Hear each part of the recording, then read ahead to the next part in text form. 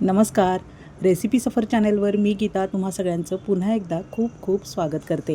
या भागात आपण बघणार आहोत लुसलुशीत गुलगुले, अगदी जाळीदार आणि मधाच्या पोळ्यासारखे. गव्हाचं पीठ आणि गूळ आपल्या घरात नेहमी असतंच, तर हाताशी असणाऱ्या या दोनच वस्तूंपासून अगदी ऐनवेळी 5 ते 10 मिनिटात बनणारी ही रेसिपी अतिशय सुंदर बनते. ऐनवेळीसुद्धा तुम्ही ती बनवू शकता. आता मिश्रण बघूया. अगदी परफेक्ट रेशो सांगणार आहे मी तुम्हाला. गव्हाचं पीठ 1 कप घेतले, चाळून घेतले. तुम्हाला हवं त्या प्रमाणात तुम्ही घेऊ शकता. आता याच कपानं आपल्याला सगळं साहित्य मोजून घ्यायचं आहे. पाऊण कप गूळ घेतला आहे चिरून. आता तो या भांड्यात मी टाकून घेणार आहे. गूळ विरघळण्यासाठी त्यामध्ये आपल्याला पाणी मिक्स करायचं आहे. आत्ता सध्या 1 कप पाणी मी मिक्स केलं आहे. आता हे पाणी फक्त गरम करून घ्यायचं आहे. बघा, गरम करून घेतलं आहे मी. याचा पाक वगैरे होऊ द्यायचा नाही, फक्त गरम करायचं, कारण गरम केल्यामुळं गूळ लगेचच विरघळायला सुरुवात होते. आता हे गुळाचं पाणी चाळून गाळून वगैरे घेण्याची काही गरज नाही, कारण सध्या गुळाचे खूप मोठमोठे युनिट्स असतात आणि त्या युनिटमध्ये गुळाचा रसच गाळून घेतला जातो आणि अतिशय हायजेनिक पद्धतीनं गूळ बनवला जातो. त्यामुळं गुळाचं पाणी गाळून घेण्याची गरज नाही. 1 चमचा वेलची पावडर आणि 1 चमचा सुंठ पावडर टाकले आणि अगदी थोडंसं 1च चिमूट मीठ टाकायचं आहे. गोडाच्या पदार्थात मीठ टेस्ट एन्हान्स करत असतं. आता सगळा गूळ व्यवस्थित विरघळवून घ्यायचा आहे. 1 चमचा गाईचं तूप टाकलं आहे, कोणतंही तूप चालणार आहे. पाणी थोडंसं गरमच आहे, त्यामुळं तूप व्यवस्थित विरघळून तयार होणार आहे. त्यासाठी तूप वेगळं गरम करण्याची काहीच गरज नाही. याच पाण्यात आपल्याला तूप टाकून घ्यायचं आहे. आता तूप जास्त प्रमाणात टाकू नका, मग गुलगुले अगदीच मऊ होतात आणि ते पलटवता येत नाहीत. त्यासाठी तूप 1च चमचा टाका या 1 कप प्रमाणासाठी. सगळं 1 कप पीठ मी यामध्ये टाकून घेतले. पाणी आता अगदी थंड होत आले आणि या पाण्यात हे पीठ एकसारखं आपल्याला फेटून घेत राहायचं आहे. 5 ते 6 मिनिटं अशा पद्धतीनं आपण एकसारखं पीठ फेटूनच घ्यायचं आहे. लगेचच मिक्स करून गुलगुले बनवायला घेऊ नका, कारण यामध्ये बारीक गुठळ्या असण्याची शक्यता आहे. त्यामुळं बघा, अशा पद्धतीनं पीठ अगदी व्यवस्थित फेटून घ्यायचं आहे. आता जर तुम्हाला भजीसारखे गोल गोल गुलगुले आवडत असतील तर हे प्रमाण योग्य आहे. 1 कप पीठ आणि 1 कप पाणी. आता हे पीठ आपल्याला गोल गुलगुले बनवण्यासाठी तयार आहे. असेच तुम्ही 5 मिनिटं हे पीठ सेट करण्यासाठी ठेवून देऊ शकता आणि याचे गोल गुलगुले बनवू शकता.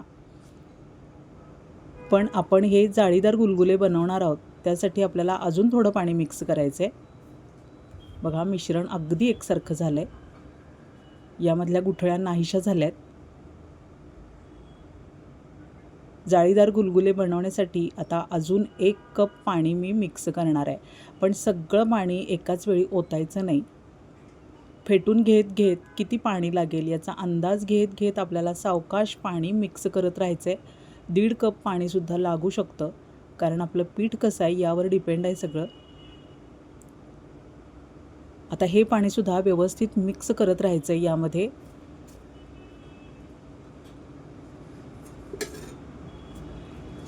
आता जर तुम्हाला मालपोहे आवडत असतील तर अशा पद्धतीनं तुम्ही याच प्रमाणात पाणी मिक्स करून त्याचे मालपोहे तळून घेऊ शकता. भर तेलात हे असं पातळसर पीठ आपण तळून घेतल्यामुळं जाळी पडते छान आणि मालपोहे तयार होतात. वेगळा पाक वगैरे करण्याची गरज नाही, खूप भांडी लागत नाहीत. पण जाळीदार गुलगुले बनवण्यासाठी आपण अजून थोडंसं पाणी मिक्स केलं आहे. चमचाभर पाणी मी बाजूला ठेवलं आहे. 5 मिनिटांसाठी झाकण ठेवायचं आणि त्यानंतर पाव चमचा सोडा मिक्स करायचा. सोडा मिक्स केल्यामुळं सुंदर जाळी पडते आणि अगदी लुसलुशीत जाळीदार गुलगुले आपण बनवू शकतो. आता सोडा मिक्स केल्यानंतर पीठ सेट होण्यासाठी ठेवण्याची काही गरज नाही.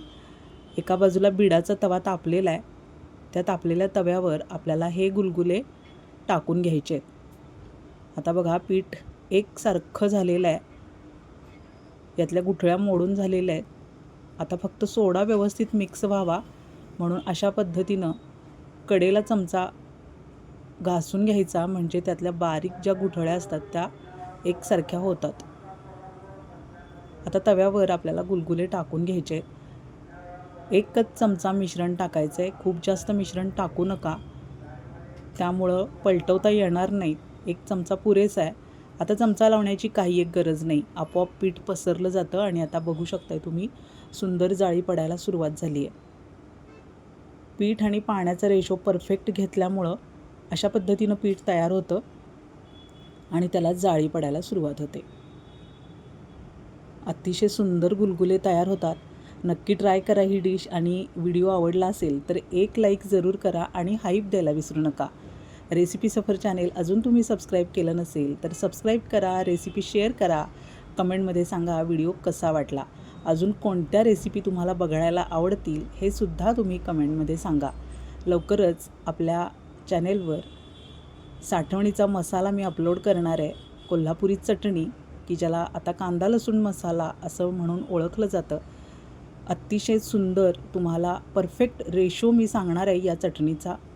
हा व्हिडिओसुद्धा तुम्ही स्किप करू नका.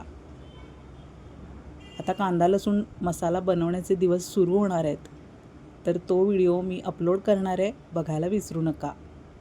2 मिनिटांसाठी झाकण ठेवायचं आहे आणि गुलगुले आपल्याला व्यवस्थित दोन्ही बाजूनी भाजून घ्यायचे.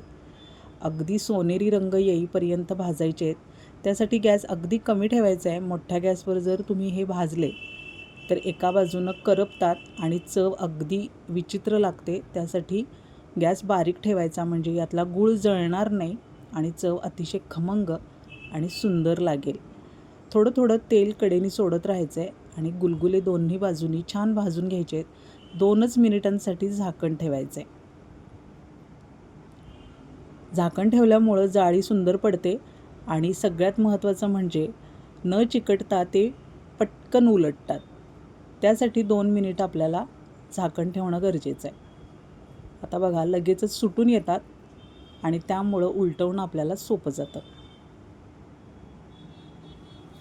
आपल्या चॅनेलवर कोणकोणत्या रेसिपीज अपलोड आहेत बघा. हे आहे मटर पनीर, अगदी लुसलुशीत झालं आहे. त्यानंतर वाफेवरचे धपाटे आणि थालीपीठ. नक्की बघा हे सगळे व्हिडिओ. वेफर्स आहेत 2 प्रकारचे. ही आहे मसूर डाळीची सुरळी वडी मसाल्यासहित सादर केलेली आहे. पांढरा रस्सा ट्राय करायला अजिबात विसरू नका. त्यानंतर व्हेज प्रॉन्स आहेत. घी राईस अगदी नक्की बनवून बघा, रात्रीच्या जेवणासाठी खूप उत्तम पर्याय आहे. आणि त्यानंतर पालक दाल तडका आहे. एकाच व्हिडिओमध्ये मसूर डाळीची चिंच गुळाची आमटी अपलोड आहे. नवीन पद्धतीची ही बटाटा भाजी बनवायला विसरू नका. पुन्हा भेटूया पुढच्या भागात.